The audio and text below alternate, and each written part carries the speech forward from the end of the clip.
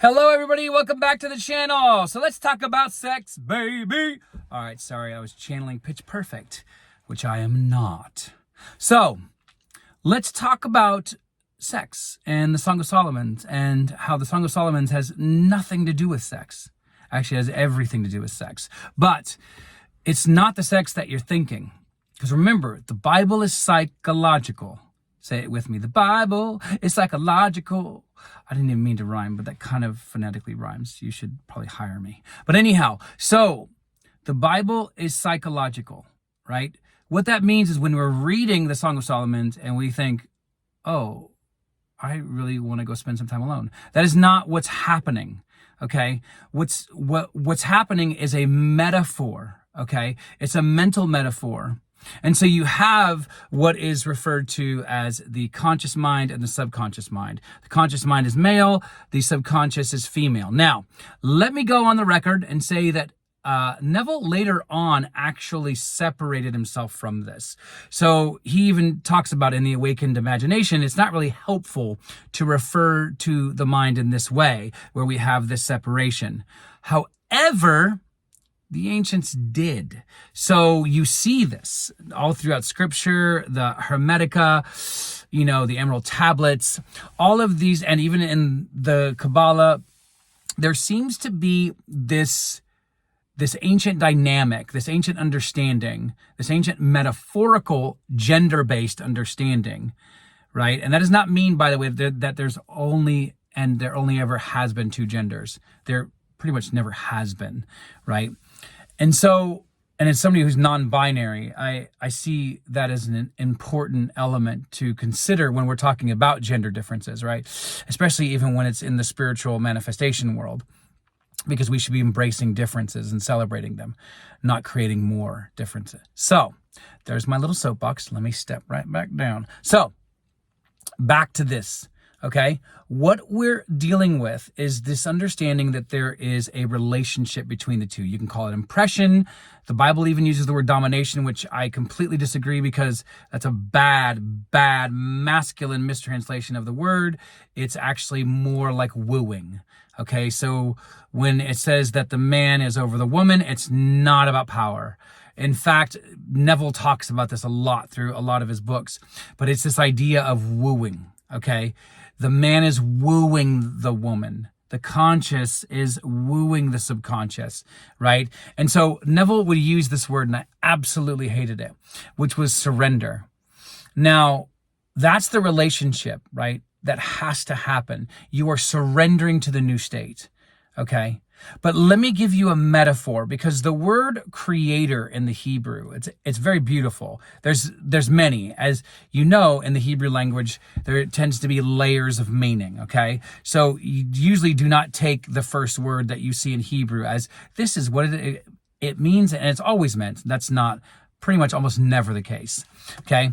And because words are contextualized, it's very, very close to the Hispanic language, right? It changes per context. So what we want to do is we want to really understand the relationship between impression, or making it so that your subconscious is impressed. All right. Not impressed like, oh, you're good and you're up there and I'm down here. That's not the relationship between the subconscious and the conscious. This is why the male-female gender understanding isn't always helpful, especially today, because there's so much tension and divide and confusion about what that even means, right? So, but for the sake of this conversation and for the sake of understanding the power, right, and the techniques that are coming out from the Song of Solomon, it's the whole book is about romance. The whole book is on a surface level about sex. Like it's about a sexual relationship between a king and its lover, right, or many lovers. And so the whole metaphor, though, is the relationship between how you are wooing or surrendering, right? So again, this is a very, very key understanding, especially if you are like me and did not like the word surrender, because surrendering just means I'm wooing, I'm falling for, I'm falling in, right? I'm falling in love with, Okay, so that's what it means. In fact, Neville takes that idea of falling in love and he gives us another technique I'm going to break down in another video, which is called brazen impudence, right? Not impotence, impudence, right? So Neville likes to use a lot of sexual metaphors, if you haven't figured that out. And I don't mean sexual in the derogatory sense. I'm talking about in the biological sense of that. And we're going to go through some of those throughout these videos. But I do think that there might also be better metaphors to help us understand that are beyond the actual sexual relationship, because it can be like two friends and it can be platonic. We can use any metaphor as long as we understand that there has to be an intimate, valued connection between the conscious and the subconscious, right? There has to be this unity, this uniting. That's why the sexual metaphor works, is because there is a unity, there is a togetherness, right? To the point where where one absorbs the other. And that's what's happening. There is what I refer to as spiritual absorption, okay? Because that means you've gotten to the point where you've saturated, right? Or you've drenched, according to Neville, the subconscious with the feelings of the wish fulfilled, okay? It's like the all-seeing eye of Sauron, except it's good, right? And it's always looking and wanting to give you what you want. So if you're coming here and you're thinking, I want to find out why I feel like I'm not manifesting anything, the actual answer from subconscious is always yes. There's never a no. So you want more money? Yes. You are anxious? Yes. You feel rejected? Yes. Right? You want to become rich? Yes. You want to become famous? Yes.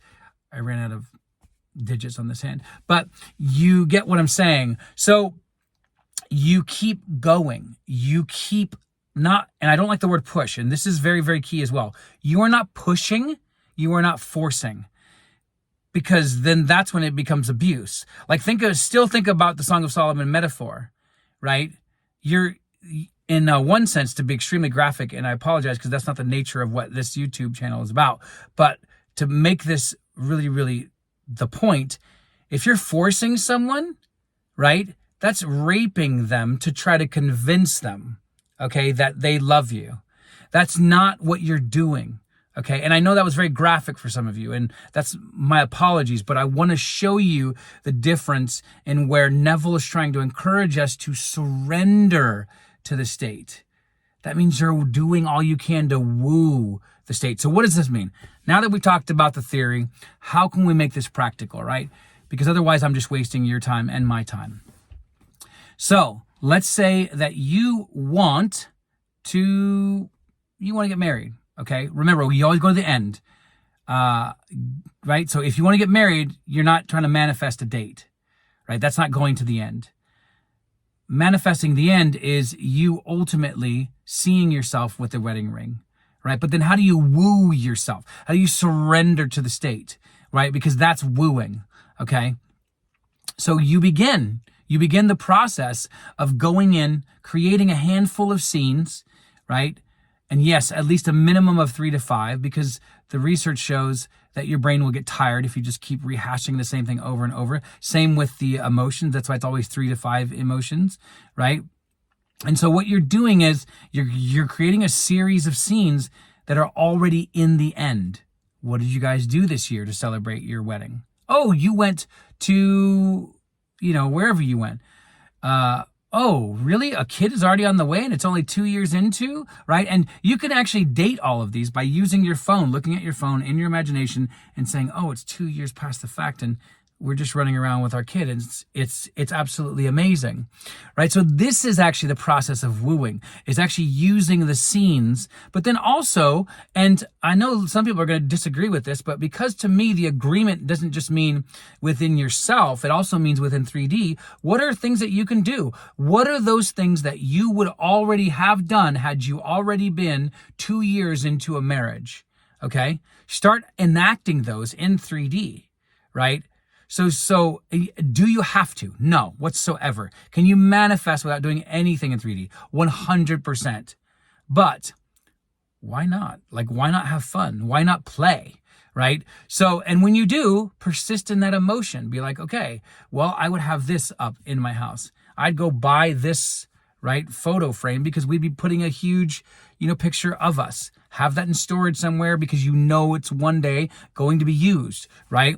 So again, wooing is actually participating. Wooing isn't waiting, okay? Because you're not really waiting for something that's already happened. Do you understand? Take that in. You're not waiting for something that's already happened. You're living it. You're embodying it. You're being it.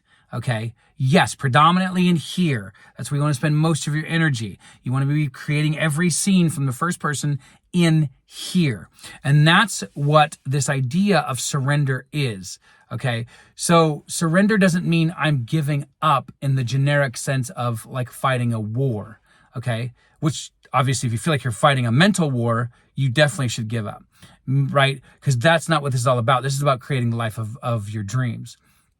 So remember, surrender means wooing. How am I wooing? Well, how do you woo? You woo, it's just a crazy word, but you woo by creating these scenes. And then you woo, and if you want to, add things in your 3D.